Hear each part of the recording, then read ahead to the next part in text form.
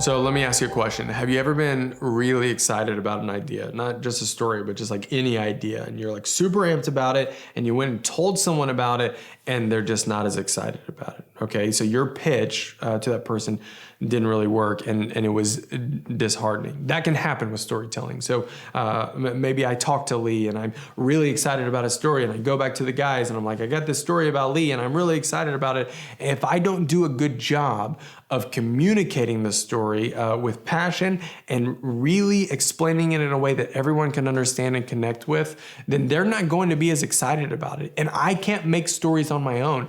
I have to work within the team and I need the whole team to be excited about it. So with that in mind, I think it is super important that we understand that there is power in the way that you pitch your story to the people around you, okay? Because when you pitch it, when I tell the guys about the story lead I've just uncovered, one of two things is gonna happen. The story is gonna be liberated.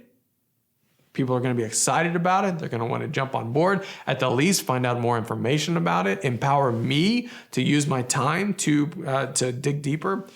Or we're gonna reveal cracks in it. And when we reveal those cracks, it's either going to destroy the story in the sense that we're not gonna move forward with it, or it's gonna open up questions. And perhaps if it opens up those questions, it's going to make me realize that I don't understand the story as well as I thought. I've got to make a decision to either move forward or to kind of abandon it for the time being. So if I want to do a story, like if I want to share Lee's story, if I'm passionate about it, then I think it's my responsibility to do the due diligence of putting together a really good pitch. I can put together a really good pitch in a couple of different ways. Number one, I sit and I write and I think about what the heart of the story is, because external circumstances are ultimately not the story. The story is what happens inside a person. And so it's really easy for me. It's easy for a lot of people to do this, but I do this a lot. It's easy for me to kind of get excited about the external details of a story. Man, Lee was a pastor and he was killing it, and then he had an affair, and he had an affair for 2 years. That is crazy. Okay, that's a pretty dynamic, dramatic external situation. But that's not the heart of the story, because not everybody can connect with that. We've been saying this. The thing people connect with is the hopelessness and the loneliness and just feeling like God isn't going to be able to use me in my life anymore, and like my life is done, okay? So in that moment when I'm sitting there, and maybe I'm just writing thoughts in my notebook, or maybe I'm praying about it, or I'm just kind of talking it out loud.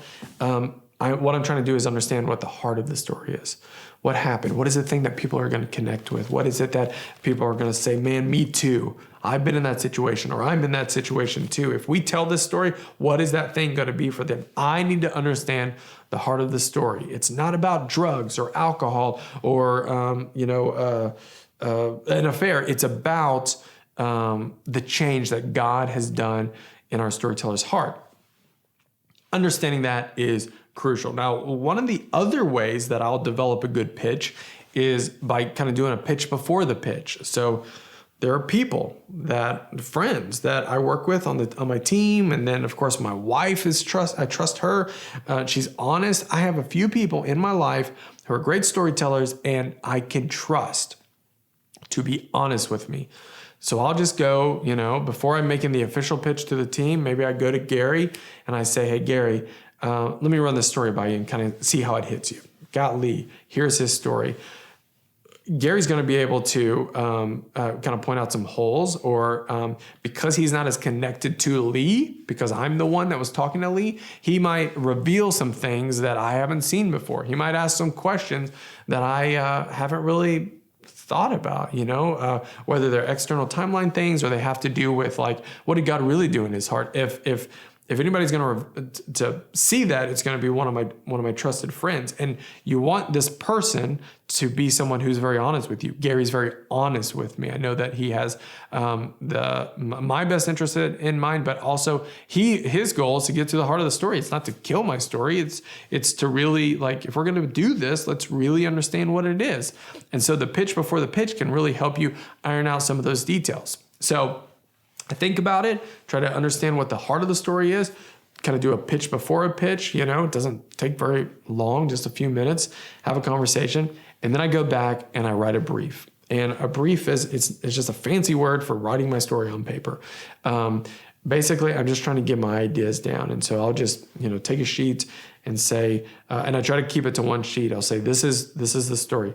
This is Lee's story. Lee was here. This is what happened. This is where he went, and this is how he felt. At the end of his story is a celebration of what God has done in his life. I'm very specific in that brief.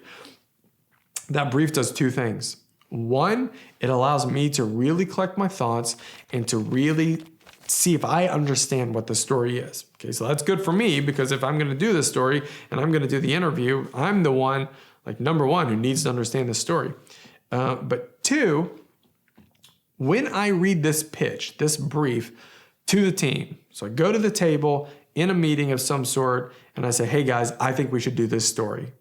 When I do that, my brief is going to be evidence that I've put the time and the energy into really just into this story, that I believe in it enough that I would go to this effort to put it on paper. Plus, I read that brief. I will read it out loud, because people will understand that I'm not just shooting from the hip. I'm not just talking to be heard, but I've got something that's concise here. It's got a beginning and it's got an end. And if you will just listen to this whole thing with me, I promise that you're going to understand the story. That to me has been, number one, the best way that I have found to pitch a story that I'm excited about. Okay, so let's talk about if people don't love your story. Okay, there's a couple reasons. One, maybe it's a great story, but it doesn't fit for right now. That's fine. Hang on to it. I promise it'll come back. I've worked on stories and they everybody loved it, but it didn't really fit. And it was 6 months later, bam, we need that story for this weekend, and we're ready. And that's a great spot to be in. There's another reason other people might not be into it. Maybe it has some holes, and sometimes you don't realize what the holes are until you get to that pitch, and that's fine. It's great. This is the part of the experience where you want to find holes. You don't want to be in the editing suite realizing that your story has holes. This is a good spot to be in, but you're going to go one of two ways. You're either going to make a decision to abandon, and you guys can kind of make that decision together, or you can make the decision to lean in and try to fill those holes. I like to do that, and here's why. Typically, when I'm into a story, if I've gone to the lengths of writing a brief and doing this whole rigmarole, I find something about it that's compelling, okay? If I get to the pitch and not everybody else is just as excited, if I still find something compelling, I'll just say that. I'll just say, hey, okay, great. I think we're all right. I think you're all right that there's holes in this story. Here's what I find compelling. Here's the thing that connects with me. It's this thing. It's the hopelessness. And so you guys cool? I'm going to go back. I'll work on it for a little while, and then I'll bring it back to you. And then with that permission, that's great. I'm just being honest about how I feel about it. And we can decide together if it's worth our time to move forward. After that, if I work on it, I might realize, you know what, guys, maybe it's not for this time, or maybe it's not going to work, and that's fine. Or maybe I come back, I make a better pitch, a stronger pitch, and everybody's like, yeah, that's the story that we need to tell.